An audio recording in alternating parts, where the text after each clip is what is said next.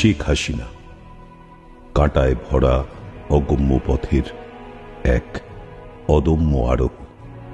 কলমে রজত ভরদ্বাজ মুখার্জি, কণ্ঠে পার্থ ডি মিত্র।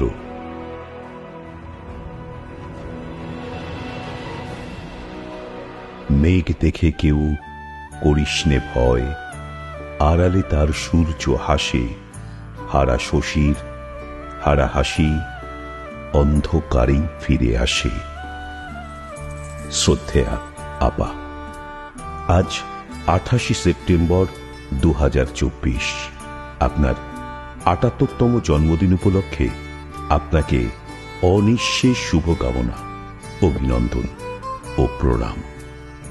আমি আমার 18 কোটি বাংলাদেশি ভাই বোনদের উজ্জ্বল ভবিষ্যৎ, সুরক্ষা ও সার্বিক উন্নয়নের স্বার্থে আপনার সুস্থ শরীর ও দীর্ঘ জীবন কামনা করি। সম্প্রতি বন্ধুরাষ্ট্র বাংলাদেশে উদ্ভূত রাজনৈতিক অস্থিতিশীলতা, অচলাবস্থার পরিপ্রেক্ষিতে এই পত্রের অবতারণা।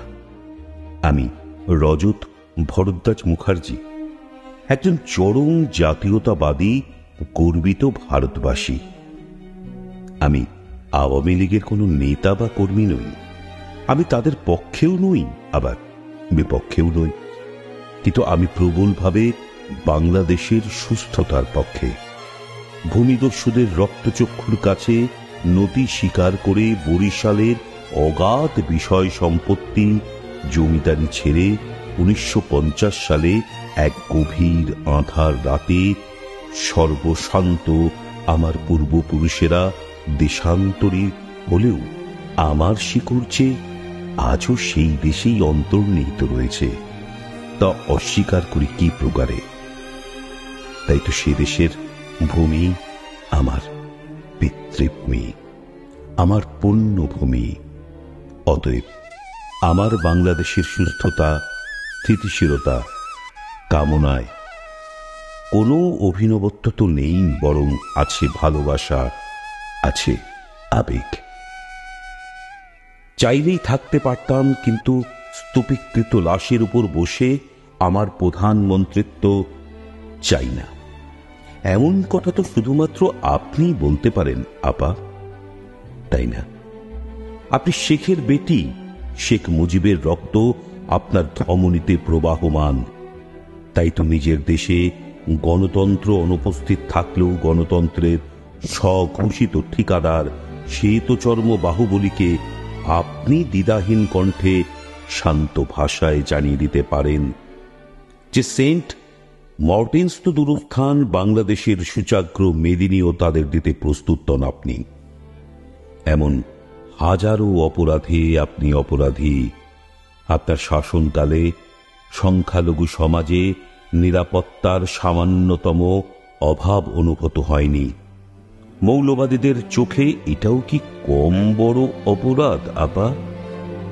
আজ অসহায় সংখ্যালঘুদের দিকে তাকান, পার্থক্যটা পরিষ্কার হয়ে যাবে। নীতি নৈতিকতা বিবর্জিত কিছু স্বার্থান্বেষী দেশে বিরোধী শক্তি আজ ক্ষণিকের জন্য অগণতান্ত্রিক পদ্ধতিতে বলপূর্বক দেশের কর্তৃত্ব নিজের হাতে তুলে নিয়ে দিবা স্বপ্নে বিভোর হয়েছেন বটে, কিন্তু তাদের আমি বলতে চাই, যে দর্শনের কিতাবে বা অতীব সুখ পাঠ্য লাগে, বাস্তবের রুক্ষ মাটিতে তা থেকে মোটেই চারা গাছ জন্মায় না।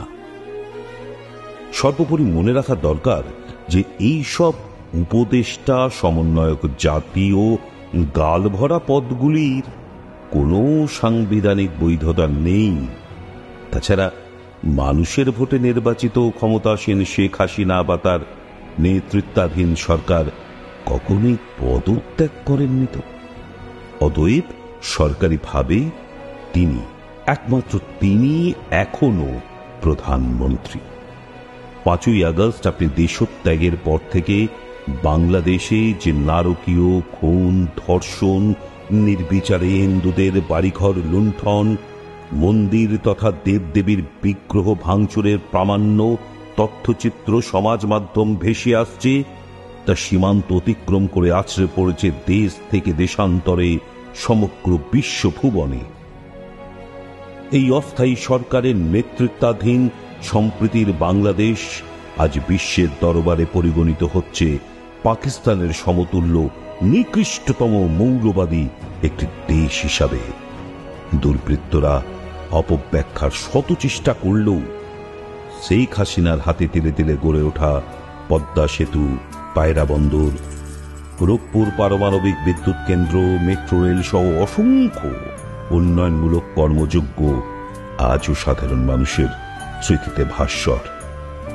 একজন স্বপ্নদ্রষ্টা মানুষ তার পিতার পদাঙ্ক অনুসরণ করেই প্রতি রাতে স্বপ্নটাকে বালিশে চাপা দিয়ে ঘুমিয়েছেন, আর ভোর হলেই ছুটে বেরিয়েছেন সেই স্বপ্নের সোনার হরিণের পেছনে।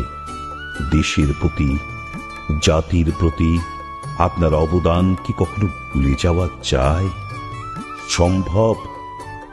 বঙ্গবন্ধুর ভাস্কর্য ভেঙে কুড়িয়ে গেলেও দেশের ইতিহাস থেকে 18 কোটি দেশবাসীর হৃদয় থেকে কি তাকে মুছে ফেলা গেল?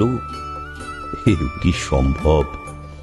মূর্খেরা যতই সূর্যকে টর্চ লাইট দেখাতে উদ্ধত হন না কেন, মনে রাখবেন 1971 জন্ম নেওয়া অজ্ঞাত কুলশীল একটি ছোট্ট রাষ্ট্রকে বিশ্বের উন্নয়নশীল রাষ্ট্রগুলোর মধ্যে অগ্রগণ্য করে তোলা শেখ হাসিনার কার্যকাল বাংলাদেশ ইতিহাসে নিঃসংশয়ে একটি স্বর্ণালী অধ্যায়। তিনি সেরা, তিনি নির্বিকল্প। তার ত্যাগ, তিতিক্ষা, কৃচ্ছ সাধন, অনাড়ম্বর জীবনশৈলী, নিজেকে সকলের শ্রদ্ধা মিশ্রিত ভালোবাসার আপা হিসাবে মেলে ধরার আন্তরিক প্রয়াস তাকে করে তুলেছে অনন্য, স্বতন্ত্র, ব্যতিক্রমী এক মহীয়সী নারী। তাই দেশের মানুষ আজ স্পষ্টভাবে বুঝে ফেলেছেন যে বাংলাদেশ একটাই ভবিষ্যৎ, তা হল শেখ হাসিনার নেতৃত্বাধীন আওয়ামী লীগ সরকারের দ্রুত প্রত্যাবর্তন। প্রমাণ আছে। জন্ম যদি তব বঙ্গে তিষ্ঠ ক্ষণকাল। শেখ হাসিনা সাময়িকভাবে দেশ ছেড়েছেন ঠিকই, কিন্তু পৃথিবী ছাড়েননি। শ্রদ্ধেয় আপা, যেদিন আপনার সাথে টেলিফোনে ব্যক্তিগত আলাপচারিতা চলাকালীন যে চরম আত্মপ্রত্যয়ের অনুরণন শুনেছিলাম, তা আজও আপনার 18 কোটি জনতার প্রতি দায়বদ্ধতাকেই সুদৃঢ়ভাবে প্রতিফলিত করে। দুষ্কৃতকারীরা বঙ্গবন্ধুর স্মৃতি বিজড়িত 32 নম্বরকে ধ্বংসস্তূপে পরিণত করার পর রেহানা আপার সাথে টেলিফোনে দীর্ঘক্ষণ কথা হচ্ছিল। পরপরিচিত, কাপুরুষোচিত এই ঘটনা জেনে তিনি এতটাই ভারাক্রান্ত ও বিমর্ষ হয়ে পড়েছিলেন যে ফোনের এ প্রান্তে দাঁড়িয়ে আমিও চোখের জল ধরে রাখতে পারিনি। আপা, আমি শুধু সেদিনের অপেক্ষায় প্রহর গুনেছি যেদিন ঢাকা বিমানবন্দরে আপনাকে স্বাগত জানাতে আসা লক্ষ কোটি মানুষ সমবেত কণ্ঠে দুলোক ভুলোক গোলোক মন্দ্রিত করে স্লোগান তুলবে, আর চোখের জলে ভাসি না, এসে গেছে হাসিনা। জন্মদিন শুভ হোক আপা, সুস্থ হোক আমার প্রাণীর বাংলাদেশ। ওই নূতনের কেতন ওরে কালবৈশাখী ঝড়, তোরা সব জয়ধ্বনি কর, তোরা সব জয়ধ্বনি কর। ওই নূতনের কেতন ওরে কালবৈশাখী ঝড়, তোরা সব জয়ধ্বনি কর, তোরা সব জয়ধ্বনি কর।